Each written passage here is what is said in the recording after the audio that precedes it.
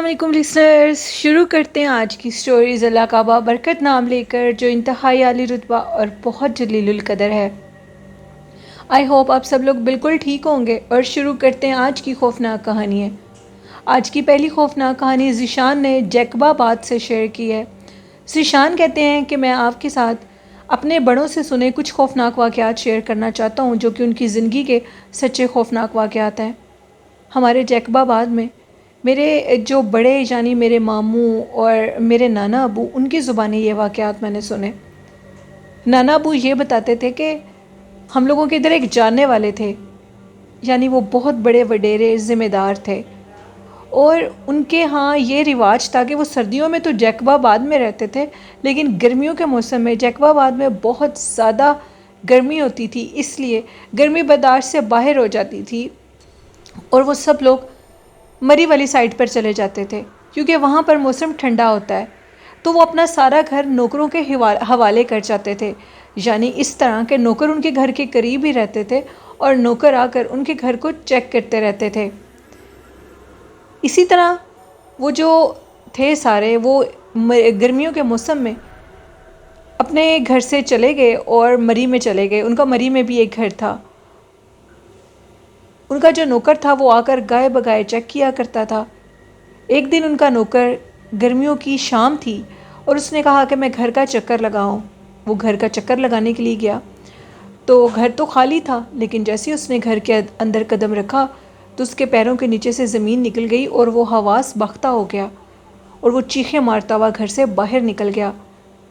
نوکر سے جب پوچھا گیا تو نوکر نے یہ بتایا، جیسے میں نے گھر کے دہلیز کے اندر قدم رکھا تو گھر میں میرے سے پہلے ہی چہل قدمی ہو رہی تھی۔ سارے گھر میں ایسے تھا کہ جیسے لائٹیں آن ہیں۔ میں نے کیا دیکھا کہ جتنے بھی مرحومین اس خاندان کے جن کی وفات ہو چکی ہے، وہ سارے آپس میں بیٹھے باتیں کر رہے ہیں جیسے ان کو کچھ ہوا ہی نہیں ہے۔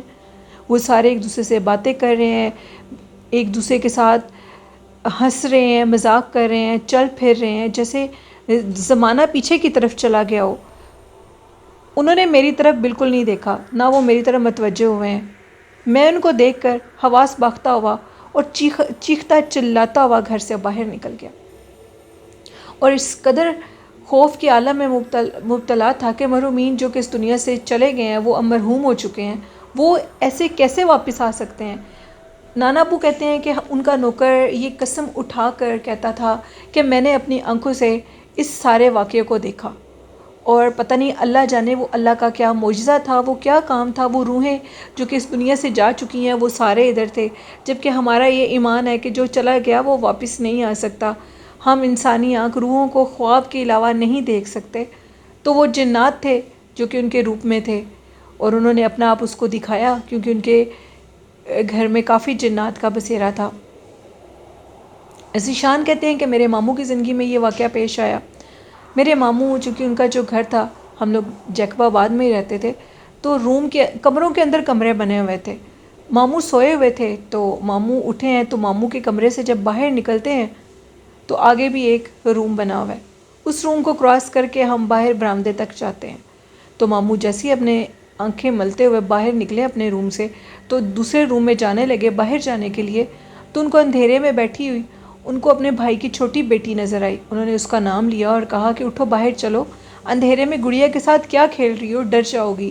بچی جوں کی تو نہ ہوئی، اور ان کی بات کا کوئی جواب نہیں دے رہی تھی، اور ایسے محسوس ہو رہا تھا کہ وہ جیسے اندیکھی مخلوق کے ساتھ ہنس کے باتیں کر رہی ہے اور کھیل رہی ہو۔ انہوں نے دوبارہ اس بچی سے مخاطب ہوئے اور اس کو کہا کہ چلو اٹھو باہر۔ جب اس بچی نے بات نہیں سنی تو انہوں نے اس بچی کے سر پر ایک تھپڑ مارا اور کہا کہ چلو باہر، اندھیرے میں ڈر جاؤ گی۔ یہ بات کہہ کر بچی اٹھی اور بھاگتی ہوئی باہر کے دروازے کی طرف چلی گئی۔ وہ جیسے ہی باہر کے دروازے کی طرف گئی تو ماموں بھی اس کے پیچھے چلے گئے، تو وہ کیا دیکھتے ہیں، برآمدے میں تو وہ بچی سوئی پڑی ہے، ان کے بھائی کی بیٹی سوئی ہوئی تھی۔ تو وہ کافی حیران ہوئے اور یہ کہنے لگے کہ چند لمحوں میں بچی میرے سامنے میرے آگے آگے باہر نکلی ہے، اور ابھی تو یہ بچی اس طرح سوئی ہے کہ جیسے اس کو سوئے کافی ٹائم ہو چکا ہے۔ تو ان کی بھابھی نے کہا یہ تو گھنٹے 2 سے سو رہی ہے، اس کو تو اٹھتے میں نے دیکھا ہی نہیں ہے، آپ کو ضرور کوئی غلط فہمی ہوگی۔ تو ماموں نے کہا نہیں، میرے ہاتھوں کے نیچے اس بچی کے بال بھی آئے ہیں، میں نے اس بچی کو تھپڑ لگایا، وہ میری بات نہیں سن رہی تھی، نہ جانے وہ کیا مخلوق تھی جو کہ باہر بھی نہیں نکلی اور ادھر ہی دروازے میں غائب ہو گئی۔ ماموں کے ساتھ یہ واقعات کچھ پیش آئے۔ تو یہ سٹوری تھی ذیشان کی جو انہوں نے جیکب آباد سے شیئر کی۔ بہت شکریہ ذیشان۔ بڑھتے ہیں دوسری کہانی کی طرف۔ یہ دوسری کہانی جو میں آپ کے ساتھ شیئر کر رہی ہوں اسلام آباد سے میری ایک لسنر نے شیئر کیا ہے، جو کہ ان کے خاوند کے ساتھ واقعہ پیش آیا۔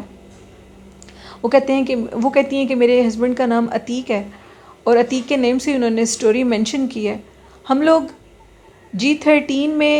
G13 سے پہلے جو روڈ آتا ہے اسی روڈ پر ہم لوگوں کا گھر ہے اسلام آباد میں، اور G12 میں ہم لوگ گئے ہوئے تھے، یعنی اپنے ہسبینڈ کے کزن کی طرف۔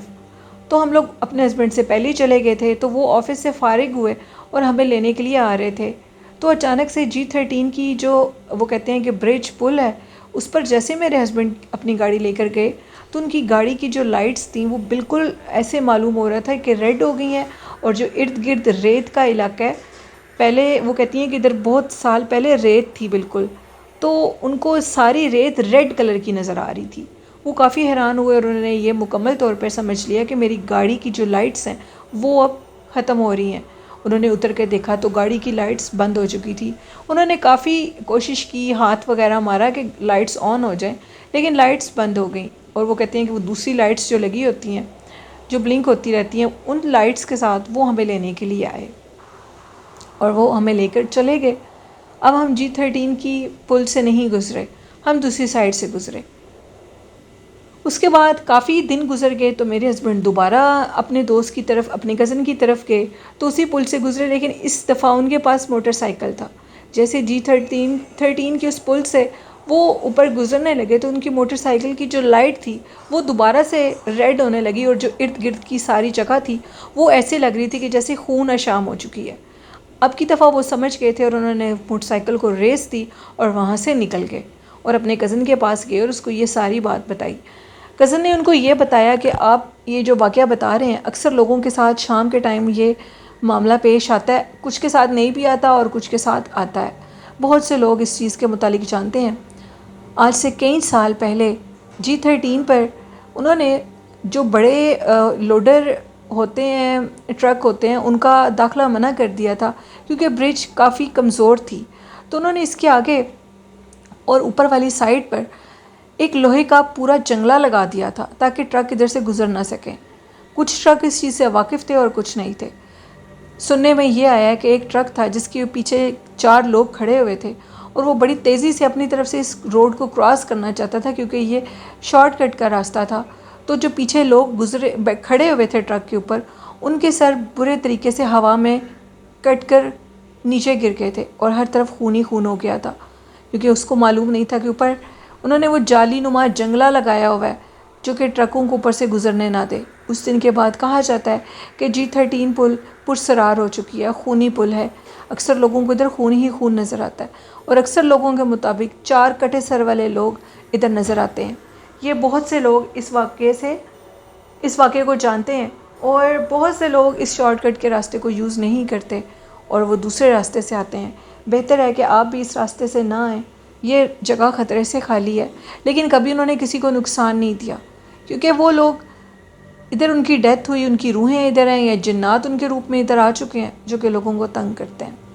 بہت شکریہ آپ کا عتیق کی سٹوری شیئر کرنے کے لیے۔ بڑھتے ہیں آج کی تیسری خوفناک کہانی کی طرف۔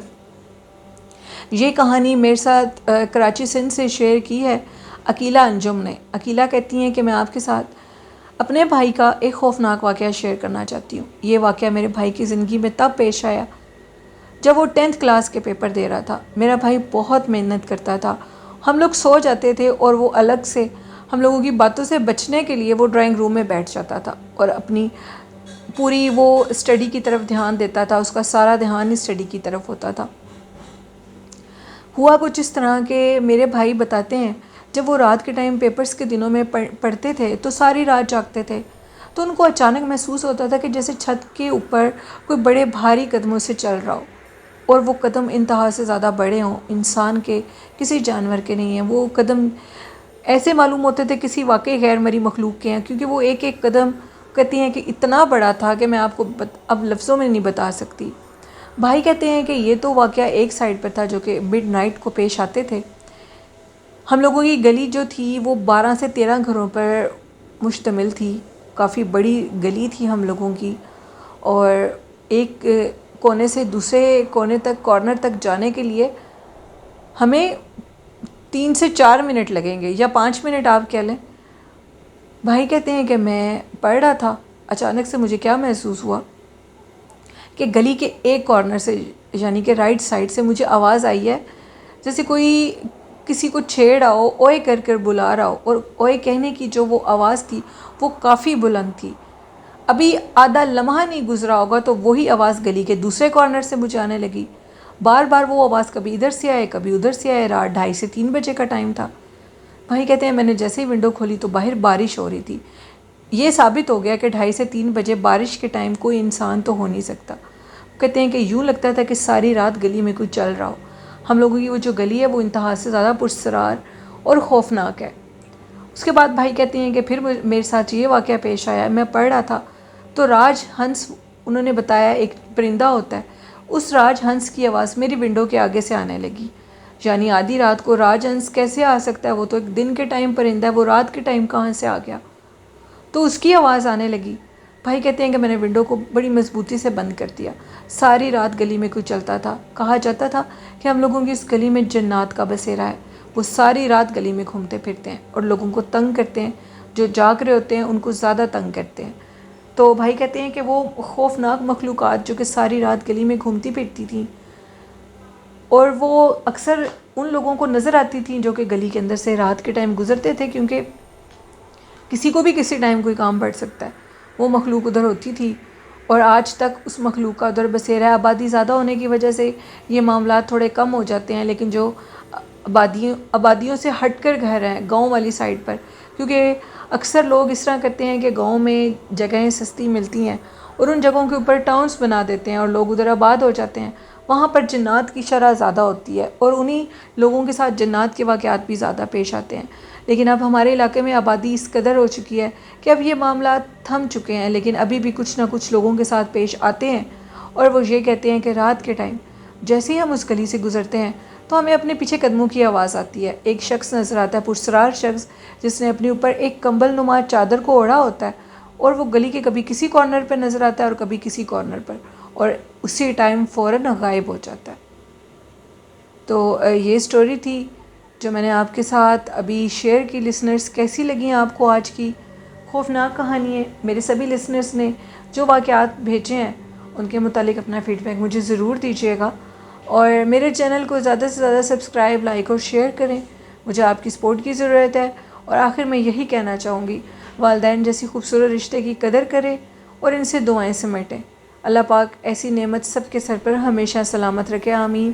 قرآن پاک، نماز اور درود شریف کو اپنی زندگی کا حصہ بنا لیں تو کامیابی ہمارے قدم ضرور چومیں گی۔ اسی کے ساتھ اپنی ہوسٹ نیلم یاسین کو اجازت دیجیے، دعاؤں میں یاد رکھیے گا۔ اللہ حافظ۔